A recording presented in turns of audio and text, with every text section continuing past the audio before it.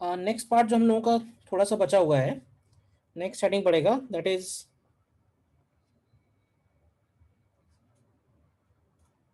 Radio activity. ठीक है, and radio activity में हम लोग बोलते हैं जो भी अनस्टेबल न्यूक्लियस है वो स्टेबल न्यूक्लियस में बदलने के लिए continuously alpha beta gamma rays का एमिशन करेगा। ठीक है, और उसके इलेक्ट्रॉनिक कॉन्फ़िगरेशन और न्यूक्लियर कॉन्फ़िगरेशन में चेंज आएगा। ठीक है, और चेंज आने से उसका N upon P ratio change होगा, N upon P ratio change होगा तो वो स्टेबल की तरफ बढ़ेगा। तो बेसिकली रेडियो एक्टिविटी एक तरह का रैंडम प्रोसेस है। रैंडम प्रोसेस का मतलब ये हुआ कि न्यूक्लियाई जो है वो रैंडमली किसी भी टाइम पे डिके होंगे।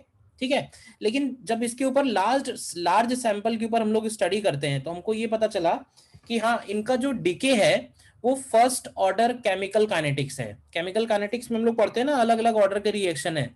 तो जो रेडियो एक्टिविटी में एक तरह से बोले रेट ऑफ रिएक्शन जो है वो क्या है, तो रेडियो एक्टिविटी में rate of reaction number of nuclei present in the sample के डायरेक्टली प्रोपोर्शनल है। ठीक है ना, तो अगर हम यहाँ पे सबसे पहले लिखें law of radio active decay, law of radio active decay, तो ये बोलेंगे दिस इज फर्स्ट ऑर्डर,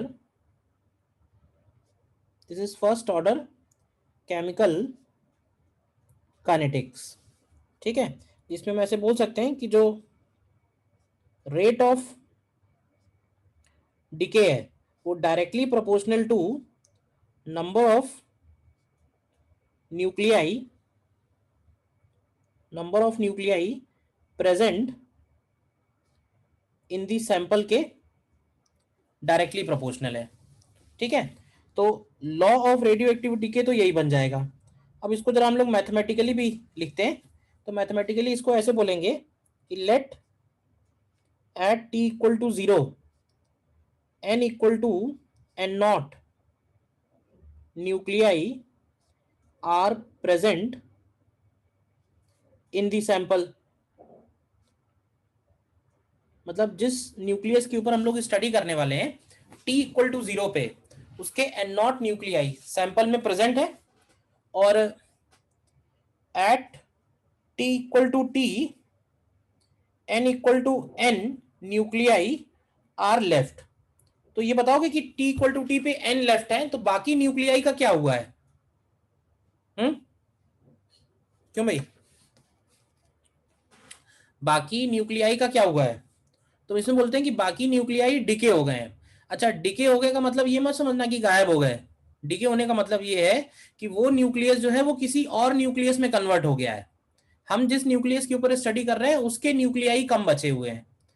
और ऐसे बोल सकते हैं कि in next dt time, in next dt time dn number of nuclei will further decay। मतलब अगले dt टाइम में dn और डिके हो जाएंगे। तो रेट ऑफ डिके किसको बोलते हैं, तो यहां पे हम लोग डिफाइन करते हैं एक टर्म एक्टिविटी ऑफ सैंपल।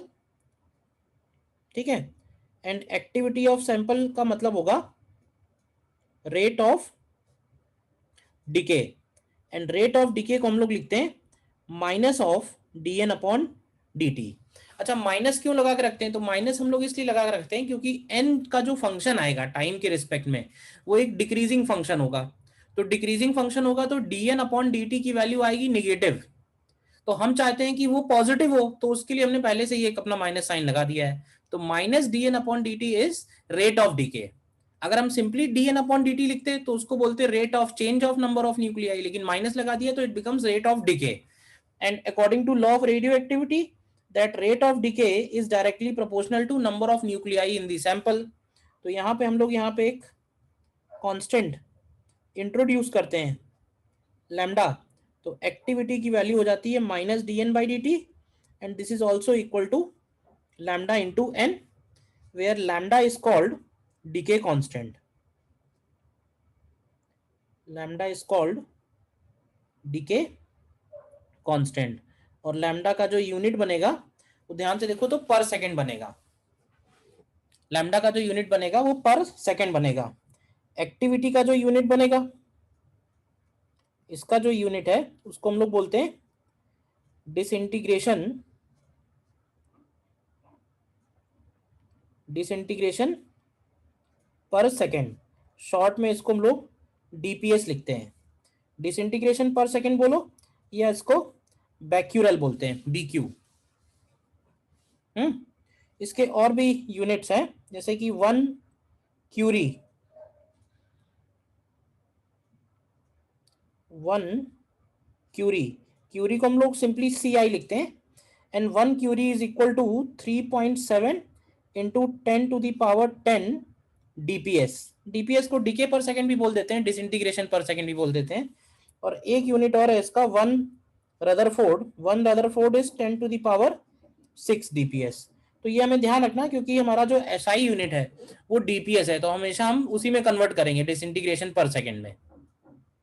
ठीक है, तो एक तो एक्टिविटी का ये निकल के आया फॉर्मूला। अब अगर हम इसी को इंटीग्रेट करें, यानी dn के साथ n ले आए और लैम्डा के साथ dt ले जाएं, और इसको इंटीग्रेट करें कि t इक्वल टू 0 पे n equal to n0 nuclei present है, तो t इक्वल टू 10 t पे कितने होंगे, तो ये आएगा minus of ln of n upon n0 is equal to lambda t।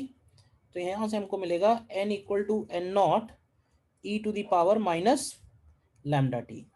तो ये number of nuclei left in the sample at time t का फंक्शन आ जाएगा, और ये एक्सपोनेंशियली डिके हो रहा है। एक बार ध्यान से देख लो जितनी बातें अभी तक हुई हैं। किसी में डाउट है कोई तो पूछिए। ठीक है, नीचे नोट करके लिखते हैं और क्या क्या पॉइंट्स हैं।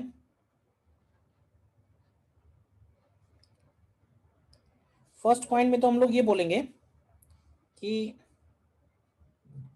अगर ये ग्राफ हम लोग कंप्लीट करें,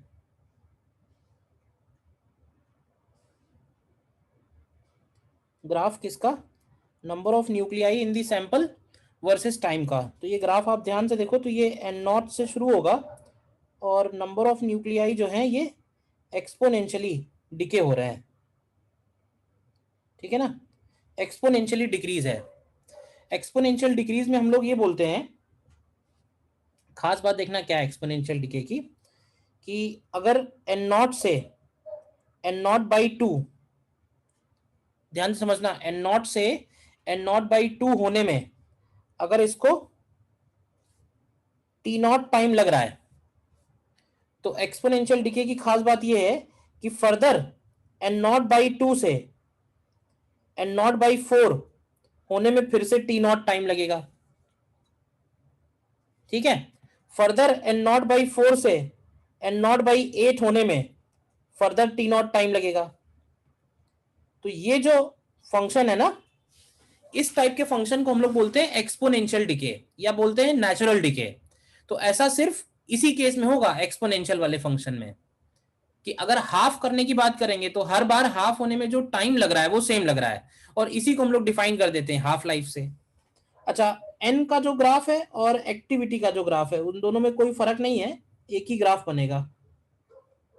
एक्टिविटी का अगर ग्राफ बनाएंगे तो एक्टिविटी भी स्टार्टिंग में मान लो a0 है, क्योंकि ये एक ऐसा फंक्शन है जिसका, ये एक ऐसा फंक्शन आएगा कि जिसका इंटीग्रेशन करो या उसका डिफरेंशिएशन करो फंक्शन में कोई भी चेंज आना नहीं है। तो एक्टिविटी के लिए भी हम लोग यही बात बोल सकते हैं कि एक्टिविटी अगर a0 से a0/2 होने में t0 टाइम ले रही है, तो a0/2 से a0/4 होने में फर्दर उसको t0 टाइम लगेगा, और a0/4 से a0/8 होने में फर्दर उसको t0 टाइम लगेगा। तो हर बार हाफ होने में जो टाइम लग रहा है वो सेम लग रहा है। ये बात क्लियर है, बोलो। और इसी को हम लोग डिफाइन करते हैं हाफ लाइफ।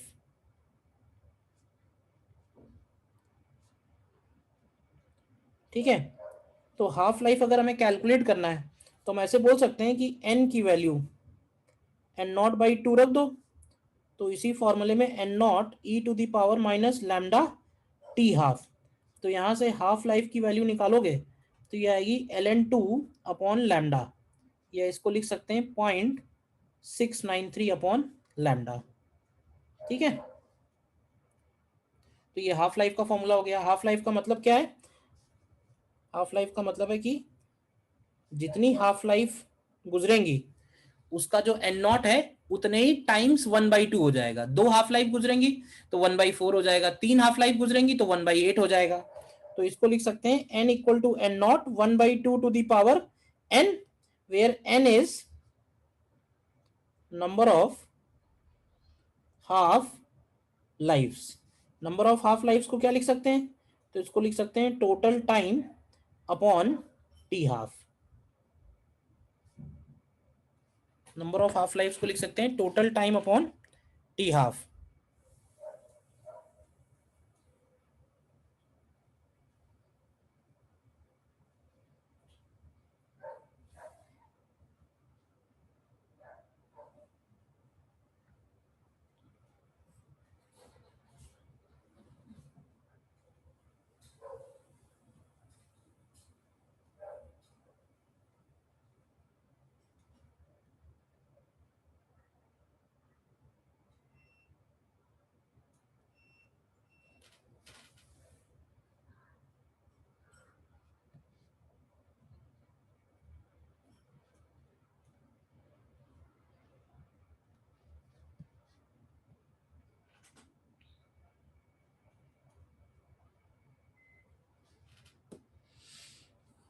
ठीक है, देन थर्ड पॉइंट में एवरेज लाइफ।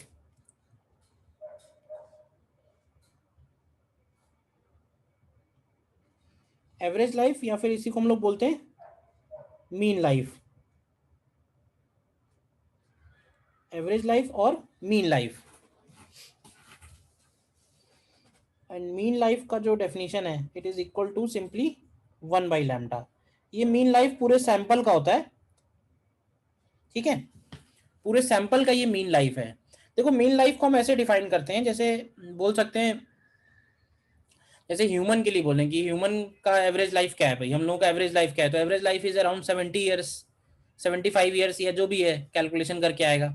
तो एवरेज निकालने का मतलब ये है कि अगर हम मान लो 100 लोगों पे स्टडी कर रहे हैं तो हर एक का हम लाइफ टाइम कैलकुलेट करेंगे, किसी का 90 ईयर्स, किसी का 60 ईयर्स, किसी का 50 ईयर्स, और हर एक की लाइफ का अगर हम एवरेज ले लें ऐड करके divided by total number of people, तो वो हमको मिलेगा average life of that particular sample. तो इसी तरह से जब हम रेडियो एक्टिविटी में पूरे सैंपल का लाइफ का एवरेज निकालते हैं हर एक की लाइफ का, तो वो कैलकुलेट होकर निकल के आता है 1/λ के equal. This is called average life और मीन लाइफ। ठीक है, और देखो फोर्थ पॉइंट में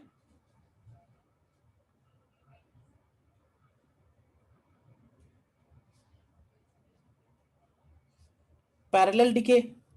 पैरेलल डिके का क्या मतलब है? पैरेलल डिके का मतलब है कि जैसे ए से डिके होके बी बन रहा है λ1 कांस्टेंट से, और ए से डिके होके सी बन रहा है λ2 कांस्टेंट से। तो यहां पे बोलते हैं कि जो इफेक्टिव लैम्डा होगा वो दोनों लैम्डा का सम बनेगा। जो इफेक्टिव लैम्डा होगा वो दोनों लैम्डा का सम बनेगा। ठीक है, या ऐसे बोल सकते हैं कि इनकी जो इफेक्टिव हाफ लाइफ होगी वो इंडिविजुअल हाफ लाइफ का रेसिप्रोकल का मीन बनेगा या सम हो जाएगा, ऐसे बोल सकते हैं। जैसे रेजिस्टेंस इन पैरेलल है वैसे ही हाफ लाइफ इन पैरेलल का फॉर्मूला हो जाएगा।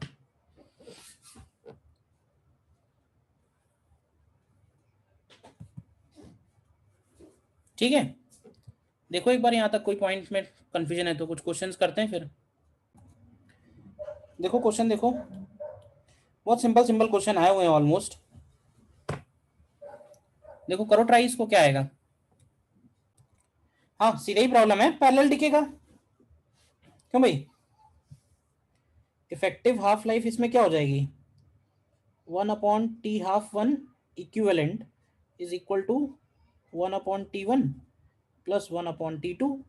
क्या आता है यहाँ से,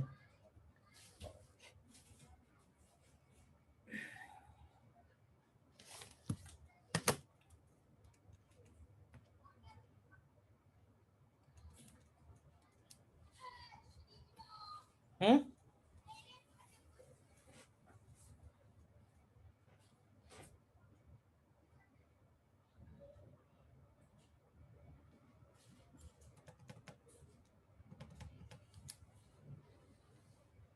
0.90 सेकेंड्स के आसपास आता है, 0.91 के आसपास आएगा, ठीक है। कर लिया ना सभी ने? और देखो, 9.1 आ रहा है। हाँ 9.1 सेकंड आएगा सर। अच्छा, हाँ 9.1 सेकेंड करेक्ट, 9.09 आया था ना, तो 9.1 सेकेंड, ठीक है। और देखो नेक्स्ट देखो,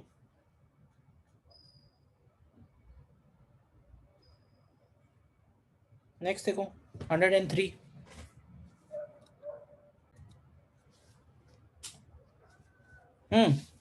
एक्टिविटी और टाइम का ln के बीच में ग्राफ दिया हुआ है, तो देखो एक्टिविटी को r से भी कई बार रिप्रेजेंट करते हैं, तो अगर हम r लिखेंगे तो ये हो जाएगा r equal to R not E to the power minus lambda T, ठीक है। फंक्शन तो वैसे ही बनेगा जैसे n का है।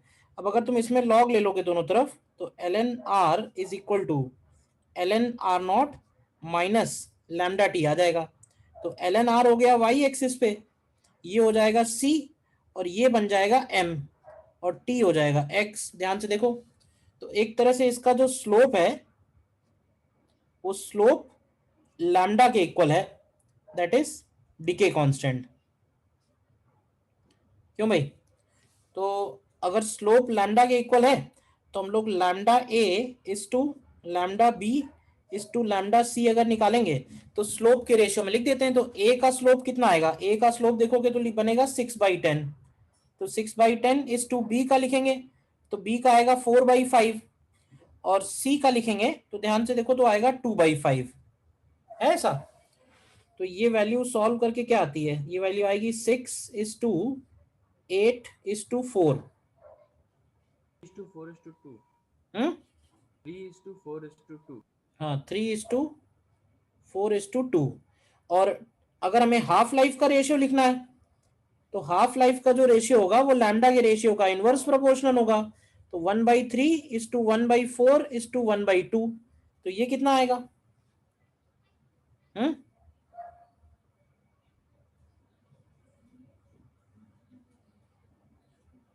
क्यों भाई?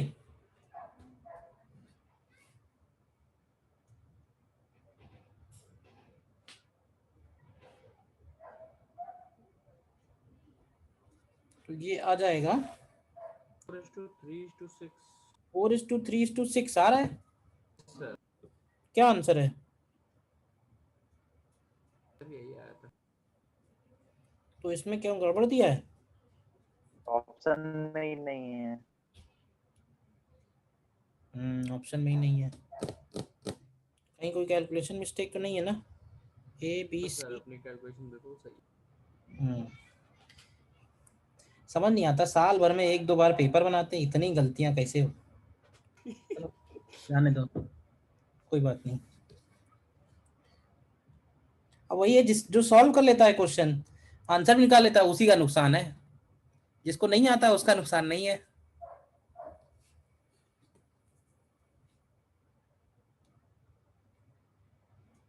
क्योंकि ए बी सी रेशियो भी दिया हुआ है तो और कुछ लगा ही नहीं सकते हैं, ए बी सी पता नहीं, जान दो छोड़ बात।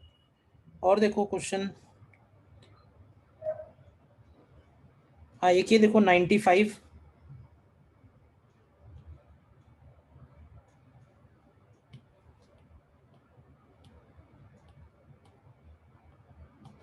देखो,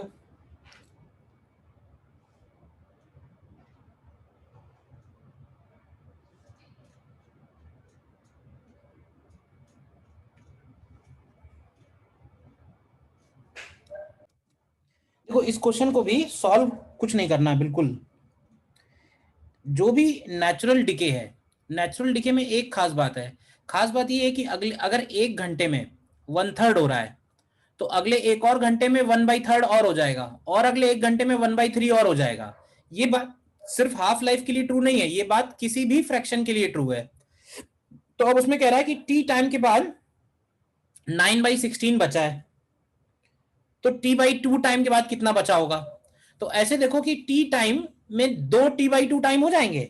तो अगर हम ऐसे सपोज कर लें कि t इक्वल टू 0 से t equal to t/2 time में अगर ये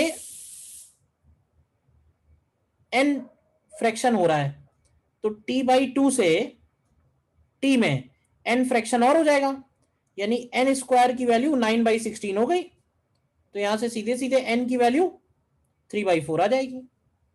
और हम चेक कर सकते हैं, चेक ऐसे कर लो कि अगर t/2 टाइम में 3/4 हो रहा है तो अगले t/2 टाइम में और 3/4 हो जाएगा। तो 3/4 इंटू 3/4 करोगे तो 9/16 आ रहा है। सही है, बस बोलो, ठीक है ना। और देखो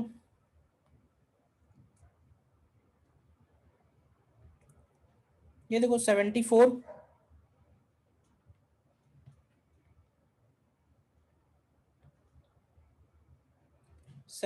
देखें,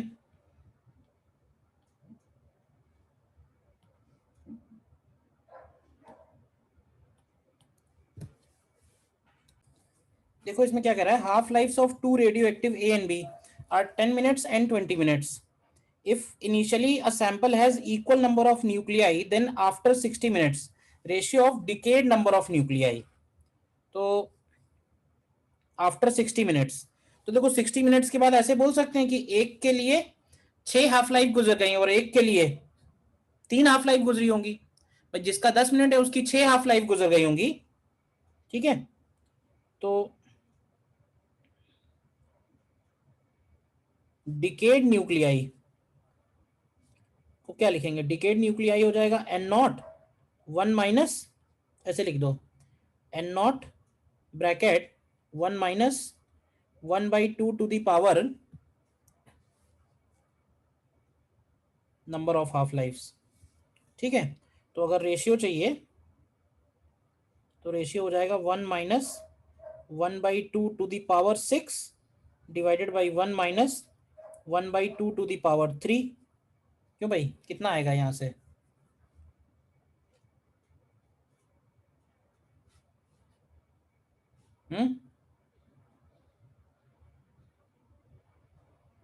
कितना बनेगा, 2 पावर 6 क्या हो जाएगा,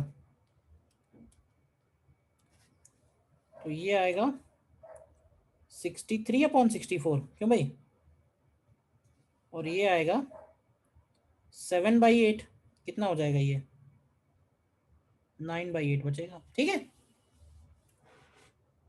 क्लियर है ना।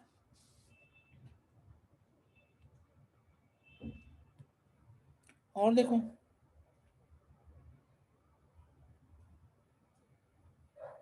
69 देखो,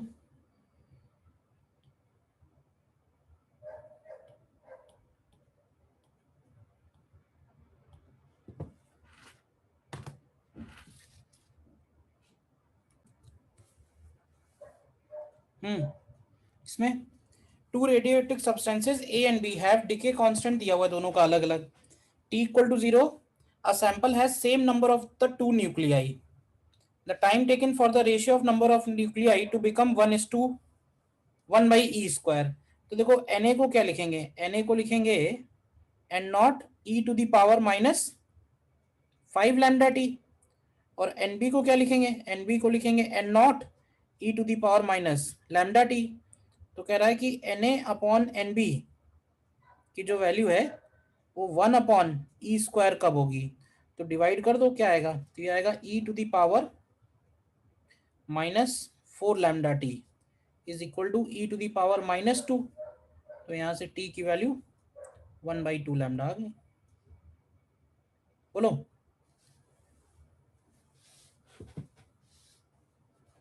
ठीक है। क्वेश्चन में और मैं भी कुछ भेज दूंगा और अच्छे क्वेश्चंस, तो उनको आप लोग ट्राई कर लेना, शीट के तो कर ही लिए ज़्यादातर। अच्छा, अब इसमें क्या है कि मॉडर्न में है तो बस इतना ही, बट एक दो बार ना कुछ इधर उधर की फालतू चीज़ें भी पूछ ली गई हैं, तो वो तुम थोड़ा सा ध्यान रखो। जिसमें से एक है कॉम्पटन इफेक्ट, ठीक है। कॉम्पटन इफेक्ट क्या होता है, कॉम्पटन इफेक्ट होता क्या है वो मैं समझा देता हूँ, देखो सामने। कॉम्पटन इफेक्ट में फोटोन का कोलिजन होता है इलेक्ट्रॉन से, ठीक है। तो ये जो फोटोन है ये इंसिडेंट फोटोन है, जिसका एनर्जी अगर हम लोग लिखें तो इसका एनर्जी हो जाएगा hc/λ, और इस फोटोन का अगर मोमेंटम लिखें तो मोमेंटम हो जाएगा h/λ। और ये फोटोन इलेक्ट्रॉन पे जाके हिट कर रहा है, जो इलेक्ट्रॉन इनिशियली कैसा है, रेस्ट पे है, ठीक है। आफ्टर कोलिजन क्या होता है कि इलेक्ट्रॉन पे एनर्जी का पार्शियल ट्रांसफर होता है, और पार्शियल ट्रांसफर वाले केस में एक फोटोन और निकलता है, तो जो फोटोन दूसरा निकलता है उसका बोलते हैं कि एनर्जी कम हो जाएगी, क्योंकि कुछ एनर्जी इलेक्ट्रॉन के पास भी चली जाएगी। तो अगर एनर्जी कम हो रही है तो उसका लैम्डा इंक्रीज हो जाएगा, तो इसकी जो नई एनर्जी आती है फोटोन की वो जाती है hc/λ', और अगर मोमेंटम लिखेंगे तो मोमेंटम हो जाएगा इसका h/λ', और ये जो इलेक्ट्रॉन है ये v स्पीड से इधर निकल जाएगा। तो इसको बोलते हैं स्कैटर्ड इलेक्ट्रॉन, उसको बोलते हैं स्कैटर्ड फोटोन। तो फोटोन का फाइनल लैम्डा और फोटोन का इनिशियल लैम्डा और फोटोन का स्कैटरिंग एंगल, इनमें हमें एक रिलेशन है जो हमें ध्यान रखना है, ठीक है ना। ये रिलेशन अगर हम डिराइव करना चाहते हैं, हालांकि जरूरत नहीं है, डायरेक्ट फॉर्मूला याद रखो। डिराइव करने के लिए हमारे पास बेसिक इक्वेशन कौन कौन सी लगेंगी, तो अगर हम लोग यूजिंग एनर्जी कंजर्वेशन लिखें तो बताओ कि एनर्जी कंजर्वेशन की क्या इक्वेशन होगी, before collision and after collision. बताओ, सिचुएशन तुम्हारे सामने बनी हुई है डायग्राम में। This process is called scattering of photon by an electron. क्यों, एनर्जी कंजर्वेशन की क्या इक्वेशन बनेगी, तो इनिशियल एनर्जी फोटोन की है hc/λ, इलेक्ट्रॉन की है 0, इक्वल टू, क्यों भाई, equal to s plus half mv²। बाद में हम लोग लिखेंगे hc/λ' and plus half mv²। तो ये हो जाएगी एनर्जी कंजर्वेशन। और मोमेंटम कंजर्वेशन की क्या बनेगी, मोमेंटम कंजर्वेशन का,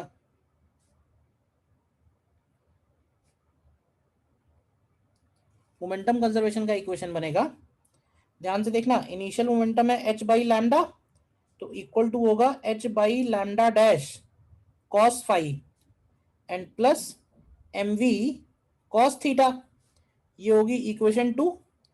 और y डायरेक्शन में अगर बनाएंगे तो इनिशियल 0 है, और फोटोन की लिखेंगे h/λ' साइन फाई, और इलेक्ट्रॉन की होगी -mv साइन थीटा। तो ये इक्वेशन 3 होगी। तो एक्चुअली इन तीनों इक्वेशन को सॉल्व करके हम यहाँ पे पहुंचेंगे, वो जो ऊपर इक्वेशन लिखी हुई है, बट क्वेश्चन डायरेक्टली उस ऊपर वाली इक्वेशन पे एक बार आया हुआ है, ठीक है ना। तो not so important, but direct आप ध्यान रखो इसको, ठीक है, नोट कर लो एक बार।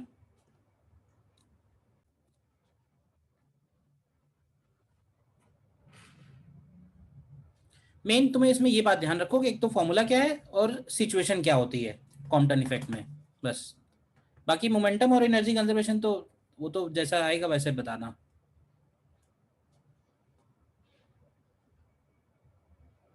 ठीक है,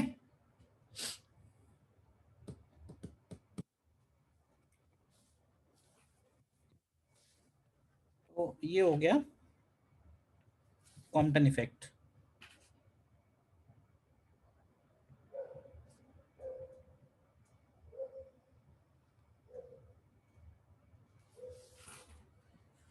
और एक और एक्सपेरिमेंट है,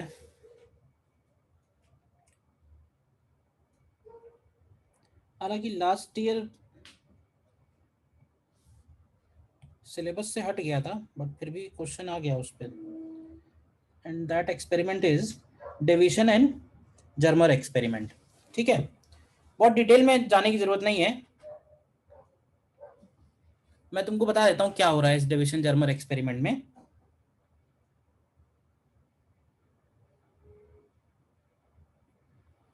देखो, इस डेविएशन जर्मर एक्सपेरिमेंट में ये तुमको एक सेटअप दिख रहा है।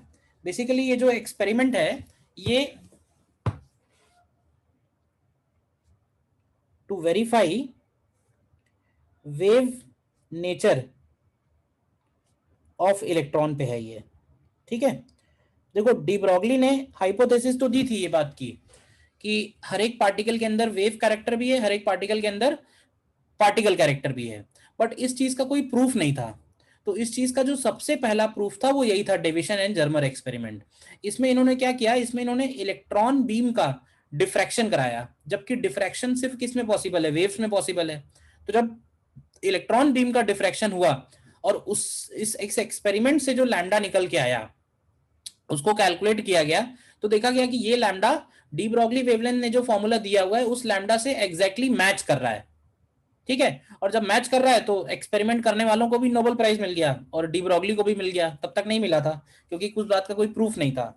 अच्छा, एक्सपेरिमेंटल सेटअप में क्या है, मेन मेन बातें तुम्हें जो ध्यान रखनी है वो ये देखो। सबसे पहले इलेक्ट्रॉन्स का डिफ्रैक्शन है, तो हमें इलेक्ट्रॉन्स को कराना होगा एक्सीलरेट, उसके पहले निकालना होगा इलेक्ट्रॉन्स को। तो इलेक्ट्रॉन्स को निकालने के लिए फिलामेंट को हीट कर रहे हैं, ठीक है ना। इस फिलामेंट को हीट करेंगे तो यहां से इलेक्ट्रॉन्स एमिट हो रहे हैं, उसके बाद हमें इलेक्ट्रॉन्स को इलेक्ट्रॉन बीम में कन्वर्ट करना है। तो हमने क्या किया, उनको एक नैरो होल से पास किया है। तो जब दो नैरो होल बना दिए हैं तो वही इलेक्ट्रॉन आगे जा पाएंगे जो स्ट्रेट लाइन में जा रहे होंगे, तो एक तरह से वो बन जाएगी इलेक्ट्रॉन बीम।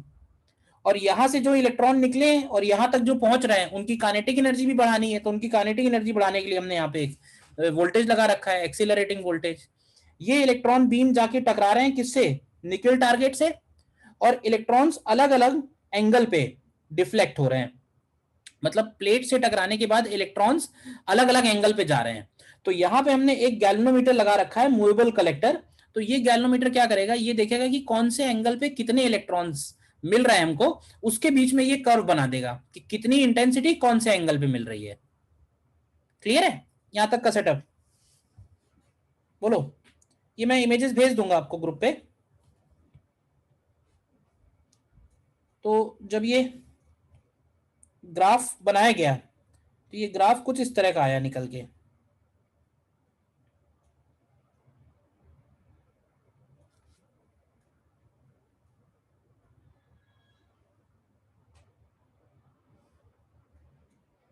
ये ग्राफ कुछ इस तरह का निकल के आया, ठीक है। ये है स्कैटर्ड इंटेंसिटी, मतलब कितनी इंटेंसिटी है और कौन सा एंगल है। इधर इंटेंसिटी हो गया, इधर एंगल हो गया। तो देखा गया कि इलेक्ट्रॉन्स का जो डिफ्रैक्शन है वो एक पर्टिकुलर एंगल पे मैक्सिमम है, देख रहे हो ध्यान से, और वो एंगल निकल के आ रहा है 50 डिग्री। मतलब 50 डिग्री पे जो इलेक्ट्रॉन्स मिल रहे हैं वो सबसे ज्यादा इलेक्ट्रॉन्स मिल रहे हैं। तो वो 50 डिग्री पे ही क्यों मिल रहे हैं, तो उसके लिए अब देखा गया कि ये डायग्राम एक बनाया हुआ है, ये है इलेक्ट्रॉन्स का एटम्स का कॉन्फ़िगरेशन किसके अंदर, निकल टारगेट के अंदर। तो निकल टारगेट में ये जो एटम्स हैं, यानी एक एटम, फिर दूसरा एटम, फिर तीसरा एटम, फिर चौथा एटम, तो जो इलेक्ट्रॉन्स इसके ऊपर फॉल हो रहे हैं, मतलब इलेक्ट्रॉन एक यहां से आया, एक इलेक्ट्रॉन यहां से आया, तो अलग अलग एंगल पे इलेक्ट्रॉन्स डिफ्रैक्ट हो रहे हैं। तो हमें चाहिए वो इलेक्ट्रॉन जो इलेक्ट्रॉन थीटा एंगल पे डिफ्लेक्ट हो रहे हैं, यानी फाई एंगल पे। तो देखो फाई एंगल पे डिफ्लेक्ट होने वाले इलेक्ट्रॉन्स, इन दोनों के बीच में अगर हम पाथ डिफरेंस लिखेंगे तो वो पाथ डिफरेंस इन दोनों के बीच का जो डिस्टेंस है, ध्यान से चेक करो, तो इसका ये वाला कंपोनेंट आएगा, है या नहीं है। तो ये डिस्टेंस कितनी निकल के आएगी यहाँ से यहाँ, तो ये वाली जो डिस्टेंस है डेल्टा एक्स, ये निकल के आती है डी साइन फाई। और अगर मैक्सिमम मिल रहा है तो इसको हम लोग एन लैम्डा के इक्वल करेंगे। ये पर्टिकुलर पॉइंट जो है हम लोगों को वेव ऑप्टिक्स में कराया जाएगा, ठीक है ना। तो ये तुम फिलहाल के लिए याद रख सकते हो। For maximum intensity this path difference D sine theta is equal to N lambda, ठीक है। और जब इस पर्टिकुलर वैल्यू पे कैलकुलेशन किया गया,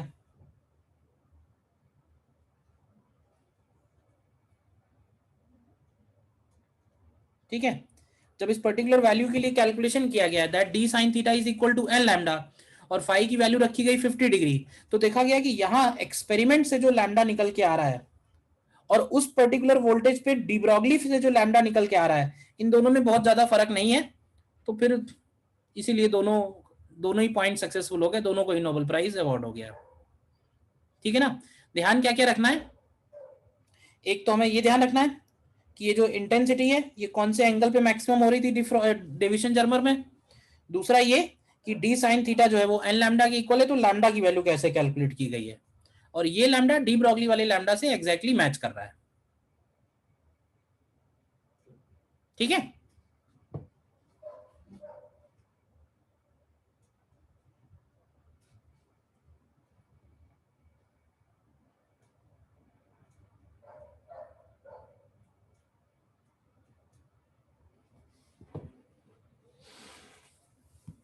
ठीक है ना, बाकी और कुछ नहीं है इसमें।